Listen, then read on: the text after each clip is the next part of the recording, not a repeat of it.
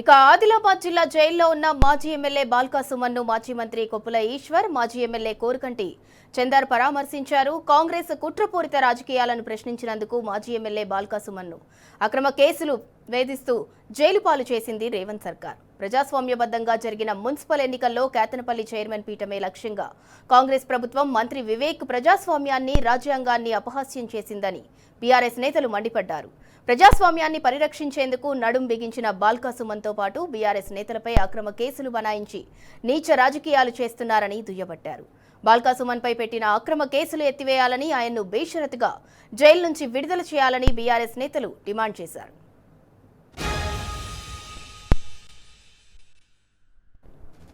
ఇక ఇదే అంశానికి సంబంధించి మరింత సమాచారం మా ప్రతినిధి రాజు అందిస్తారు. రాజు, బాల్కా సుమన్ అయితే జైల్లో ఉన్న బాల్కా సుమన్ను మాజీ మంత్రి కొప్పుల ఈశ్వర్ పరామర్శించారు. దానికి సంబంధించి పూర్తి డీటెయిల్స్ ఏంటి?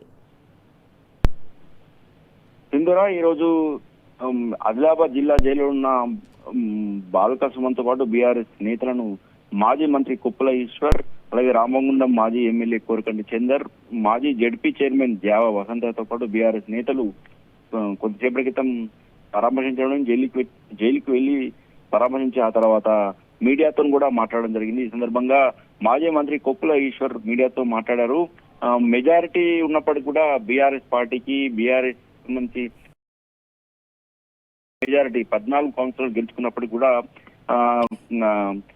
స్థానిక కాంగ్రెస్ ప్రభుత్వంతో పాటు మంత్రి వివేక్ పోలీసులను అడ్డం పెట్టుకొని ఈ ఎన్నికలను వాయిదా వేయించే ప్రయత్నం చేశారని, అలాగే బీఆర్ఎస్ నేతలపైనే దాడి చేయడం జరిగిందని కాంగ్రెస్ నేతలు, ఇదంతా ప్రజలు నేరుగా చూడడం జరిగిందని, అలాగే బీఆర్ఎస్ సంబంధించిన నేతలపై అక్రమ కేసులు బనాయించిన కాంగ్రెస్ ప్రభుత్వం మంత్రి కాంగ్రెస్ నేతలపై కేసులు కాకుండా కేవలం బీఆర్ఎస్ నేతలపైనే అక్రమ కేసులు బనాయించారని, ఉద్యమ సమయంలో బాల్కా సుమన్ పై ఉన్న కేసులను కూడా తిరిగి తోడాలని కాంగ్రెస్ ప్రభుత్వం మంత్రి చూస్తున్నారని, ఎన్నిక జరిగే వరకు కూడా సుమన్ జైల్లోనే పెట్టి ఎలాగైనా కేతన్ దక్కించుకోవాలని ఒక కుట్ర మాత్రం స్పష్టంగా అంటే రాజు మీరు అన్నట్టు అంటే ఒక్క చైర్మన్ పీఠం కోసం ఇంతలా దిగజారాలా? ఖచ్చితంగా చెప్పవచ్చు. కేతన్పల్లి మున్సిపల్ చైర్మన్ పీఠాన్ని దక్కించుకునేందుకు కాంగ్రెస్ ప్రభుత్వము అలాగే మంత్రి మీకు నీచ రాజకీయాలకు తెరలేపారని చెప్పవచ్చు. ఖచ్చితంగా ఓవైపు ప్రజాస్వామ్యాన్ని కూని చేసే విధంగా ప్రయత్నించడంతో పాటు రాజ్యాంగాన్ని సైతం అపహాస్యం చేసే విధంగా ఈ కేతనపల్లి మున్సిపల్ పీఠం చైర్మన్ ఎన్నిక సందర్భంగా పెద్ద ఎత్తున కాంగ్రెస్ ప్రభుత్వం ఓవైపు అక్రమ కేసులు బనాయించడము, అలాగే ఇటు బెయిల్ రాకుండా మా బాల్కా సుమన్తో పాటు బీఆర్ఎస్ నేతలకు బెయిల్ రాకుండా కుట్రలు చేయడం, అలాగే జైల్లో ఉన్నప్పటికి కూడా జైలుకు పంపించినప్పటికి కూడా ఏమాత్రం తృప్తి చెందిన కాంగ్రెస్ పార్టీ మంత్రి వివేక్ మరిన్ని అరాచకాలకు అలాగే కుట్ర తెరలేపినట్టు స్పష్టంగా కనిపిస్తుంది. ఓవైపు పోలీసులు సైతం కూడా బాల్కా సుమన్ ను కస్టడీ కోర్టు పిటిషన్ చేయడం జరిగింది. అయితే ఈ బెయిల్ పిటిషన్ పై అలాగే ఇటు కస్టడీ పిటిషన్ పై కూడా ఈరోజు కోర్టులో వాదోపవాదం జరగడం జరిగింది. ఈ రెండు కేసులను కూడా కోర్టు రేపటికి వాయిదా వేయడం జరిగింది.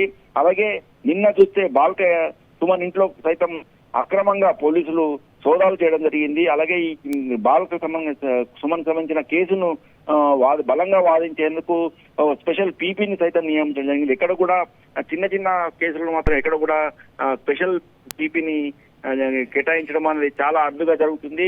దేశవ్యాప్తంగా సంచలనం సృష్టించిన కేసు కానీ, లేదంటే దేశ ద్రోహానికి సంబంధించిన కేసులు కానీ, లేదంటే తీవ్రవాదానికి సంబంధించిన కేసులలో మాత్రమే ప్రత్యేక పీపీని నియమించి కేసును త్వరితగతంగా పరిష్కరించే విధంగా ప్రభుత్వము చర్యలు తీసుకుంటుంది. అయితే బాల్కా సుమన్ కేసులో మాత్రం అక్రమంగా బనాయించిన కేసులో సైతం కూడా స్పెషల్ పీపీని నియమించారంటే కాంగ్రెస్ కుట్రలు స్పష్టంగా ప్రజలకు తెలుస్తున్నాయని చెప్పవచ్చు.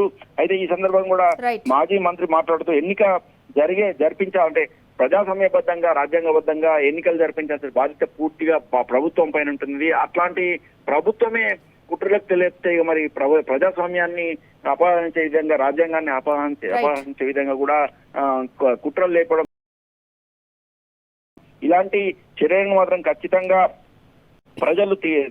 ప్రజలు మాత్రం వ్యతిరేకిస్తారని ఖచ్చితంగా రానున్న రోజుల్లో మాత్రము మంత్రితో పాటు కాంగ్రెస్ ప్రభుత్వానికి ఖచ్చితంగా ప్రజలే బుద్ధి చెప్తారని, అవసరమైతే ఈ మంత్రిని కూడా ఈ అరాచకాలకు పాల్పడుతున్న మంత్రి వివేక్ ను కాంగ్రెస్ ప్రభుత్వం మంత్రి పదవి నుంచి బర్తరఫ్ చేయాలని కూడా ఈ సందర్భంగా మాజీ మంత్రి కొప్పుల ఈశ్వర్ డిమాండ్ చేయడం జరిగింది. Right, thank you Raju.